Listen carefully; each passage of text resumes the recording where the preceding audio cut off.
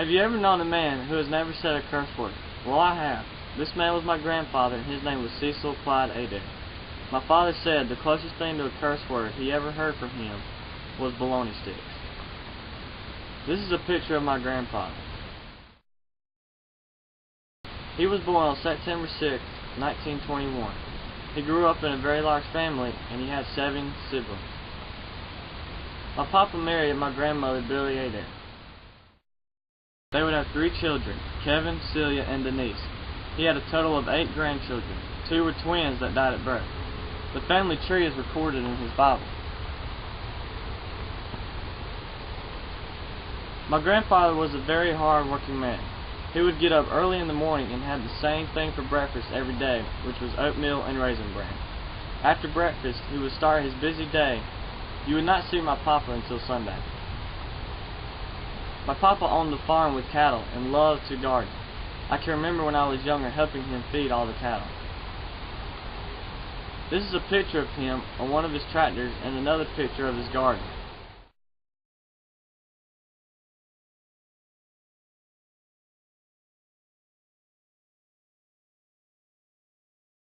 You can tell he spent a lot of time in the garden.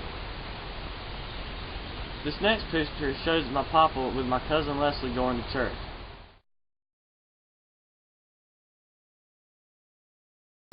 While Leslie lived with my grandparents for a little while, he made sure she went to church. This reminds me of a story my dad often tells. On the way to the beach this year, my dad pointed out the church that my papa made the family attend one year on their way to the beach when my father was younger. Not just preaching, Sunday school too. And once when my dad, his sisters, and other teens were at the pool at the hotel, my papa came to the balcony and told them all to come in so they could read the Bible. My papa was a dad who trained his kids the ways of the Lord.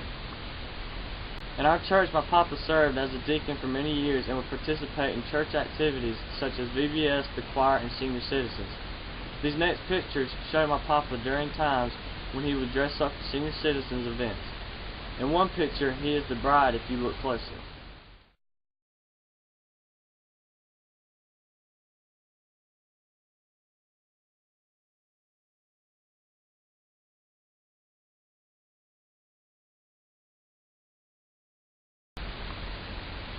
Pretty much, if something was going on at the church, he was present. He and my grandmother were custodians at the church until his health started failing him.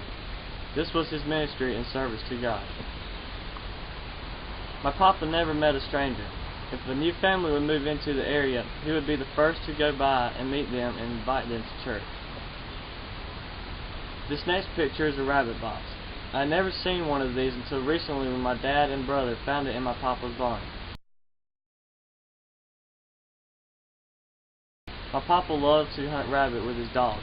It will be fun to see if we can catch a rabbit also.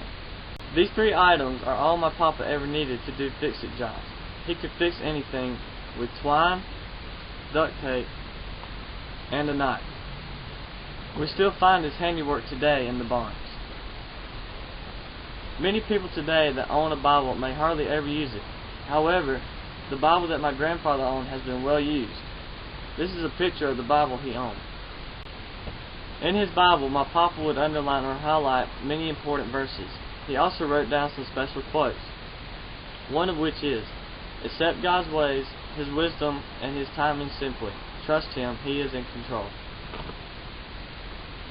I want to conclude by reading some scripture from my papa's Bible that describe the kind of man he was and the way he lived his life. I'll be reading passages from the Beatitudes. Matthew 5:5-9 says, "Blessed are the meek, for they shall inherit the earth. Blessed are they which do hunger and thirst after righteousness, for they shall be filled. Blessed are the merciful, for they shall obtain mercy. Blessed are the pure in heart, for they shall see God. Blessed are the peacemakers, for they shall be called the children of God." The second comes from Colossians 3:12. "Put on therefore as the elect of God, holy and beloved, bowels of mercies, kindness, humbleness of mind, meekness, long-suffering." My papa went to be with the Lord January 10th, 2007, when his body finally gave out. I look forward to the day when I will see my papa again in heaven and thank him for all he did for me and the legacy he left behind.